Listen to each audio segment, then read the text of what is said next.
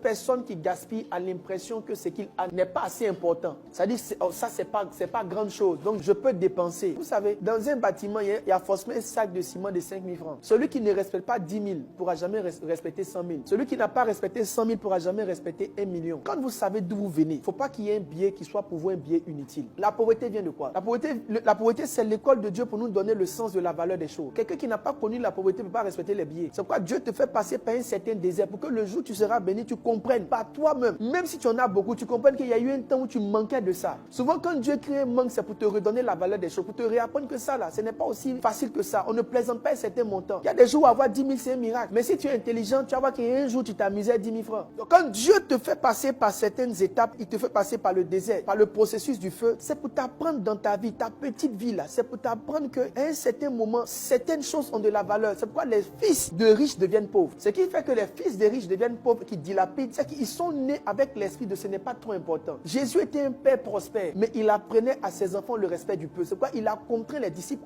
à ramasser le peu de pain. Chers parents, même si vous êtes riches, ne donnez pas l'impression à vos enfants que l'argent, ce n'est rien. Quand vous devez compter votre argent, ne le comptez pas devant vos enfants. Vous entrez en eux une certaine bonne de mauvaise gestion. La bonne gestion, c'est quoi? C'est-à-dire que ça, là, de toute façon, je vois là, ce n'est pas ce que je vais avoir encore. Donc, j'attrape ça bien. Ça fait que chaque billet est précieux. Chaque montant est précieux. Ne donnez pas l'impression à vos enfants que vous en avez trop. Si vous voulez leur faire des cadeaux, faites-le des cadeaux en les challengeant sur leurs résultats. Pas parce que tu es un mauvais père, mais il ne faut pas qu'ils aient l'impression que c'est si facile que ça. Tu n'es pas plus bon que Dieu. Le bon Dieu a pris ses enfants, il les a mis dans le désert. Ils ont mangé le pain, ils ont mangé la manne pendant 40 ans. Quelle méchanceté. C'est quel papa qui peut contraindre ses enfants à manger pour que le jour, ils seront là où coule le lait et le miel là. Ils comprennent. Et à un moment donné, même ils ont dit, en Égypte, il y avait concombre, il y avait de l'ail. Vous savez, ils ont commencé à apprécier même la valeur de l'ail. Le manque là, c'est l'école c'est l'école pour ajuster la mesure des choses. Souviens-toi de ce que tu n'avais pas un temps et ne joue pas avec ce que Dieu te donne maintenant. Souviens-toi de ce que tu n'avais pas à une certaine période de ta vie et ne t'amuse pas avec ce que le Seigneur est en train de te donner dans cette saison. Ta vie n'a pas toujours été comme ça. Tu n'as pas toujours eu cet argent. Tu n'as pas toujours vécu à ce niveau. Comme Dieu vous élève, que l'élévation ne soit pas synonyme de folie. Gardez la tête sur les pieds. Ne devenez pas léger avec l'argent. Pensez à ceux qui n'en ont pas. Pensez à ceux qui n'en ont pas. Pensez à ceux qui pleurent pour un billet. Et ne prenez pas un simple billet pour vous amuser. Certains brûlent de l'argent. Certains s'amusent. Je disais à un frère hier, je lui ai dit, frère, il ne faut pas jouer l'argent. Les gens n'ont pas ce que tu as. Il y a une mère qui est quelque part, qui est juste en train de chercher un billet de 500, de 1 euro pour manger avec ses 3 enfants. Et toi, tu es en train de prendre 100 000 pour aller boire un champagne. Tu es en train de prendre 200 000. Je ne dis pas que tu ne dois pas te mettre à l'aise. Mais quand ça rentre dans de l'amusement, il faut que tu arrêtes. Toute personne qui s'amuse avec de l'argent est en train de s'inscrire dans la liste des futurs pauvres. Il dit, souviens-toi de ton désert.